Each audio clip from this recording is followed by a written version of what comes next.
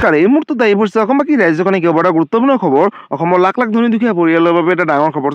কাইলৈ হৈছে 13 মাৰ্চ আৰু 13 মাৰ্চ তাৰিখে ৰাজ্যৰ কৃষকৰ একাউণ্টত সোমাব 22 নম্বৰ কিস্তি ধন। কিন্তু এই ধনৰ পৰা বঞ্চিত নহ'বলৈ কৃষকসকলে আজিয়ে কৰি লওক এই বিশেষ কেইটামান কাম। লগতে 22 নম্বৰ কিস্তিৰ টকা 6,000 দিব নে 4,000 দিব নে 2,000 টকা দিব। এই ভিডিঅ'টো সম্পূৰ্ণকৈ চাওক আৰু ভালদৰে বুজি লওক। তো বলক ভিডিঅ'টো আৰম্ভ কৰোঁ। আৰু আজিৰ প্ৰথমটো খবৰ হৈছে কাইলৈ দেশৰ কোটি কোটি কৃষকৰ একাউণ্টত সোমাব 22 নম্বৰ কিস্তি ধন। কিন্তু এই টকা লাভ কৰিব হ'লে কৃষকসকলে বিশেষ কেইটামান কাম কৰিব লাগিব। লগতে এই টকা কিমান টকাকৈ দিব আগলৈ আপডেটটো চাই লওক। কাইলৈ 10 বজাৰ লগে লগে জমা হ'ব PM কিষাণ যোজনাৰ অধীনত 22 নম্বৰ কিস্তি ধন। আজিয়ে চাই লওক তালিকাত আপোনাৰ নাম আছে নে নাই। নাম নাথাকিলে এতিয়াৰে পৰা কৰিব পাৰিব অভিযোগ। মাজত মাত্ৰ কেইটামান ঘণ্টা বাকী আছে আৰু লাভ কৰিব কৃষকে 22 নম্বৰ কিস্তি টকা। কাইলৈ দেশৰ কোটি কোটি কৃষকৰ একাউণ্টত সোমাব 22 নম্বৰ কিস্তি ধন। 22 নম্বৰ কিস্তিৰ টকাৰ পৰা বঞ্চিত নহ'বলৈ কৃষকসকলে বিশেষ কেইটামান কাম কৰিব লাগিব। আজিয়ে পৰীক্ষা কৰক PM কিষাণ যোজনাৰ অফিচিয়েল ৱেবছাইটত গৈ নিজৰ নাম থাকিলে লাভ কৰিব 22 নম্বৰ কিস্তি টকা। ধন লাভৰ পৰা বঞ্চিত নহ'বলৈ আজিয়ে কৰি লওক জৰুৰী কেইটামান কাম। কৃষকৰ আধাৰ কাৰ্ডৰ সৈতে EKYC আপডেট কৰাটো বাধ্যতামূলক। যিসকল কৃষকে কৰিব তেওঁলোকে লাভ কৰিব টকা। PM কিষাণ যোজনা পৰ্টেলৰ জৰিয়তে কৰিব পাৰিব EKYC আপডেট। অথবা এতিয়াই যাওক আপোনালোকৰ ওচৰ চুবুৰীয়া CC চেণ্টাৰলৈ আৰু গৈ আপডেট দিব পাৰিব। আপোনাৰ বেংক একাউণ্টটো আধাৰৰ সৈতে সংযোগ থাকিব লাগিব, তেতিয়াহে টকাসমূহ লাভ কৰিব। তালিকাত কিদৰে চাব আপোনাৰ নাম, অৰ্থাৎ নতুন এখন লিষ্ট প্ৰকাশ কৰিছে। যিসকল কৃষকৰ নাম থাকিব তেওঁলোকে লাভ কৰিব টকা। প্ৰথমতে যাওক অফিচিয়েল ৱেবছাইট pmkishan.government.in আৰু বেনিফিচিয়াৰী লিষ্টৰ ওপৰত এবাৰ চিম্পলি ক্লিক কৰিব। তাতে কেইবাটা অপশ্যন দেখিবলৈ পাব। আপোনাৰ পঞ্জীয়ন নম্বৰ আৰু মোবাইল নম্বৰ দিও চাব পাৰিব আপোনাৰ নাম, অৰ্থাৎ যদি নাম থাকে তেনেহ'লে 22 নম্বৰ কিস্তি টকা লাভ কৰিব। কৃষকসকলৰ সুবিধাৰ্থে চৰকাৰে 155261 হেল্পলাইন নম্বৰো মুকলি কৰিছে। ধন নাপালে দিয়ক অভিযোগ। লগতে মাজত মাত্ৰ কেইটামান ঘণ্টা বাকী আছে আৰু দেশৰ কোটি কোটি কৃষকৰ একাউণ্টত সোমাব 22 নম্বৰ কিস্তি টকা।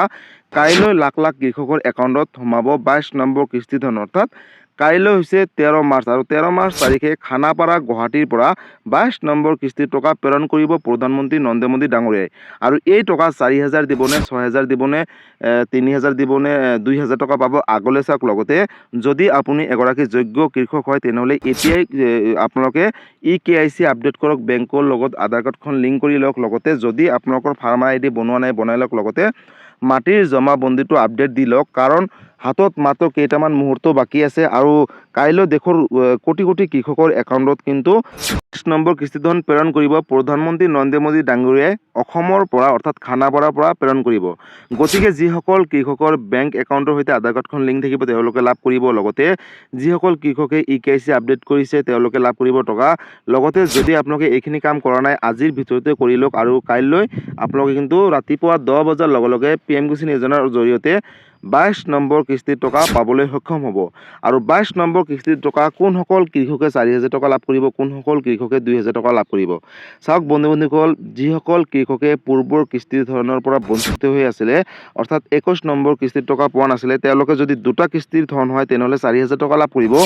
অকল যদি এটা কিস্তি থাকে, অৰ্থাৎ 22 নম্বৰ কিস্তি ধন পাবলগীয়া আছে, তেনেহ'লে 2,000 টকা পাব বুলি ইতিমধ্যে প্ৰধানমন্ত্ৰী নৰেন্দ্ৰ মোদী ডাঙৰীয়াই ঘোষণা কৰিছে। অৰ্থাৎ বছৰি 6,000 টকাকৈ তিনিটা ইনষ্টলমেণ্টৰ যোগেদি প্ৰেৰণ কৰি আহিছে কৃষকৰ একাউণ্টত। আৰু আহিবলগীয়া সময়ত কিন্তু এই টকাসমূহ বৃদ্ধি কৰিব। বছৰি 6,000 টকাৰ জেগাত 12,000 টকা বৃদ্ধি কৰিব বুলি ইতিমধ্যে কেইবাটাও ছ'চিয়েল মিডিয়াত আপডেট চলি আছে। আৰু যেতিয়া 12,000 টকা কৰে মই এটা ভিডিঅ' বনাই দিম, তাৰ বাবে আপোনালোকে মোৰ চেনেলৰ লগত জড়িত হৈ থাকিব। লগতে PM কিষাণ যোজনাক লৈ যদি কিবা সুধিবলগীয়া বা জানিবলৈ ইচ্ছা আপোনালোকে মোক কমেণ্ট কৰি জনাব, মই নিশ্চয় ৰিপ্লাই দিবলৈ চেষ্টা কৰিম। লগতে এই ভিডিঅ'টো সকলো কৃষকৰ মাজলৈ শ্বেয়াৰ কৰি দিব, যাতে এই ভিডিঅ' চাই কাইলৈ সকলোৱে 22 নম্বৰ কিস্তি টকা লাভ কৰিব পাৰে।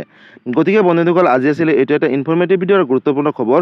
ভিডিঅ'টো চাই কেনেকুৱা পালে, যদি ভাল পালে চেনেলটো নতুনকৈ আহিছে চেনেলটো ছাবস্ক্ৰাইব কৰিব, লাইক কৰিব। কিবা সুধিবলগীয়া বা জানিবলৈ ইচ্ছা আপোনালোকে মোক কমেণ্ট কৰি জনাব, মই নিশ্চয় ৰিপ্লাই দিবলৈ চেষ্টা কৰিম। লগতে এই ভিডিঅ'টো ৰাজ্যৰ সকলোৰে মাজলৈ শ্বেয়াৰ কৰি দিব। ধন্যবাদ। জয় আই অসম।